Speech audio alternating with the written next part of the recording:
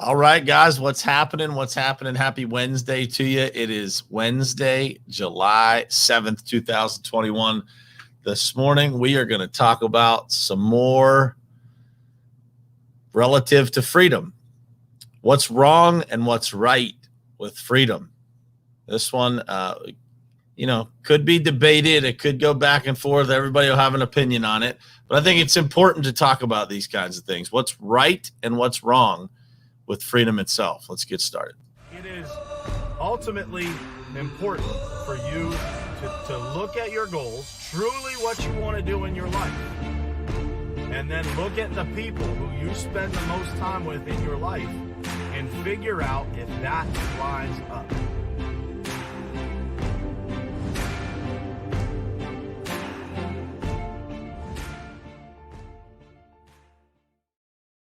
All right, what's happening, guys? Good morning and happy Wednesday to you. This morning, we're going to talk about what could be maybe a little controversial topic. We're going to continue the discussion on freedom this week, and we're going to talk about what's wrong and what's right with freedom. Interesting conversation. As I was thinking about, kind of how to approach this one, I started thinking about like what are the actual challenges with freedom? What are some of the things that freedom creates difficulty with. And so, we're not going to cover them all, but we'll cover a few. It'll make you think. And it'll also, probably give you some perspective on freedom itself, kind of how people look at freedom and what some people might think is wrong with it. And there were some things that kind of stuck out to me that were interesting as I started thinking through this whole process of what's wrong and right with freedom. We're going to jump right into that in a minute. But first, as always, I want to say good morning to some folks. What's happening? Keith Calloway, Carla, good morning to you. Justin Myers, Tammy Clark, Rick, Jared, Jenna is on here this morning. Good morning to you. Daniel Good over on YouTube. Christina, good morning. Dean Dio, good morning to you. Ryan, what's happening, brother? And David Martin, good morning. And I saw Ed Christensen on here this morning too. He doesn't comment, but I saw him, so I just want to give him a little shout out for being here. And Kayla, I see you on there. Let's see who else is watching that I didn't get. I think that's it. All right, awesome, guys. Well, let's dig in here. So, let's kick it off with this. Tony Grout, what's happening, man? Freedom still has its challenges, right? It is not perfect, and it never was meant to be. It was never meant to be perfect to have freedom. It was meant to give people the opportunity to live free and to grow from the ability to live free. And I think that's, one of the most interesting things to think about is growth through conflict, right? And freedom creates a lot of conflict. It creates differing opinions. It creates, ultimately what we have in the United States as a two-party system. But it creates differing opinions, right? The freedom to speak out loud, the freedom to express yourself, the freedom of press. There's a lot of things that go into things that cause conflict, things that cause conversations and disagreements, that people have different positions and they care about certain things and they have different experiences. And so just keep that in mind. Freedom, will always still have its challenges and it's not meant to be perfect. But what is right with freedom? Let's dig into that one first. Freedom in many ways, in my opinion, is really the only way. It comes with the cost of disagreement and conflict. But freedom, the way that we live as Americans, freedom is such a valuable thing to have, right? And it enables individual thought. It enables businesses. It enables an economy to be different. It enables all kinds of different things. And so to me, it's like when I look at other situations where that's not necessarily the case around the world, it's confusing to me. It honestly takes a little bit of processing to try and figure out how someone couldn't see the benefits of having people who are free. But again, historically, there are countries that have never had that. And so those people that have power and influence and control obviously have a different opinion than we do, right? Than I do. And so to me, what's right with freedom is there's a lot of it, right? There's a lot that's right with it. The idea of having an individual with power is a pretty dangerous thing, in my opinion, right? And not because I think that people are bad or because I think that the leader is necessarily bad. That is probably the case in some countries, but for me, I look at it and say, like, man, what a heavy burden for an individual to bear. Have you ever actually thought about what it must be like to be the person in that position? Think about that. You have an entire country or an entire society that hinges on your decisions and what you do and how you react to things and how everything happens, under your leadership. That's a very heavy burden to bear.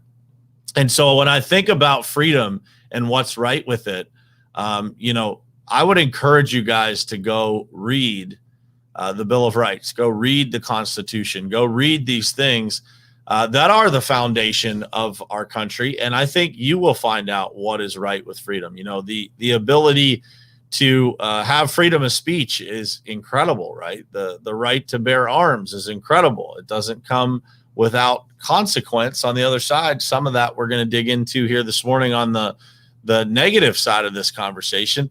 But those things, having those abilities, it's a real blessing. It's something to be grateful for and to always keep in mind as you go through your days that you do live in an amazing country. You live in a place that is extremely, extremely unique in history in the way that everything happens here in our country. There's a reason why so many people from other countries want to be here.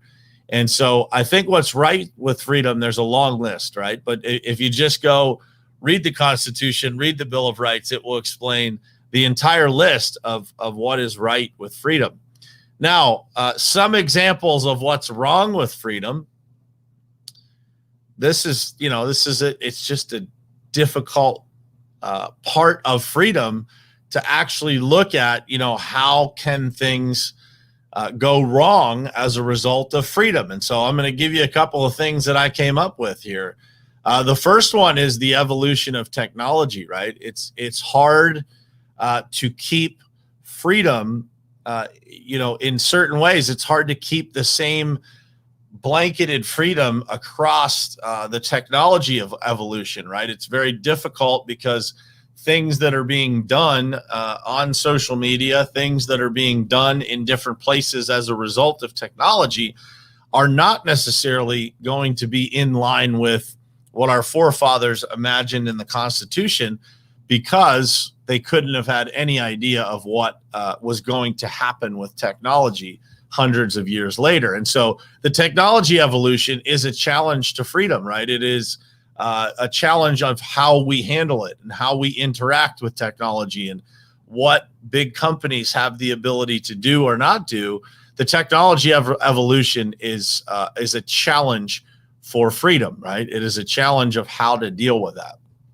Another great example, and I think everybody or most people can relate to this, is what happened during the pandemic, right? What is wrong with freedom? A lot of people would go to one side or to the other. Either, you believe that everybody should wear a mask and everybody should be vaccinated, or you don't, right? And so those are two opposite ends of the spectrum. But, that's a challenge to freedom, because freedom means the freedom to make a decision. Well, where does that start and end, right? There is, some people would say there was a lot of overreach, and some people would say there's far too much freedom. How we balance that is a real challenge to the idea of freedom, right? Another example that I wrote down here is media freedom. They don't always, in fairness, tell us the whole story. They are reporting on things that sometimes people accuse one news channel or another of fitting a specific narrative. But, the freedom of press gives them the ability to do that. And so that's a challenge in society. When we think about, what freedom really is, we got to be willing to deal with the consequences and sometimes the negatives of those things, right? So sometimes it might be a little bit more difficult for us to find the real truth as a result of media freedom, right? The freedom of press. And so, and the last thing that I wrote down here is free speech, right? And this is one that I think is a hot topic in a lot of ways. Has been something that has evolved over time, has been a hot button at different times in history. But the freedom of speech versus what do we categorize as unacceptable speech, or what some people would call hate speech, right? So when you talk about the freedom of speech, there's always some level of subjectivity there, right? Like when you talk about what is allowed versus what is not allowed, sometimes it's very easy to see, sometimes it's very clear, and sometimes it's not. And that's where freedom is always kind of backed by, the government system in the judiciary system, where we can, rely on individuals to kind of police this and keep it honest, so that the idea and the vision that our forefathers had can actually be followed, can be followed through with. And so I think that when you look at that list of things, those are just typical challenges that come with anything, right? But when you think about it, everything positive comes with a challenge in return. There is no such thing as all positives. And so when you think about what's wrong with freedom, there's always going to be those caveats that come along with, where you have free speech, there has to be a limit to that. There's always going to be a negative impact of having people be able to say nearly whatever they want, right? And so that is difficult. One of the things that I have said to many of my friends is, when our former president was censored, and kind of kicked off of social media, whether you agree with what he had to say or not, censorship is very challenging, right? Because to me, whether you agree with him or not, wouldn't you want to know what he has to say, right? And so censorship is another challenge that comes along with freedom. But I will end by saying this, guys, the United States of America is the most amazing country on earth. I mean, there's people trying to get into our country every single day for a reason. And so all of these things that are positives in our country are always going to come with some level of challenge, some level of debate, some level of conflict to them. I think that it's really important for us to realize that, freedom isn't a one-way street, right? It takes sacrifice. It takes understanding. It takes having some grace. It takes embracing those that you don't understand. We talked about that yesterday on the podcast, just, having conversations with people that are different than you. It's very easy in our country, especially with technology and social media, to kind of put ourselves in an echo chamber where everybody that, we hang around or everybody we associate with believes what we believe.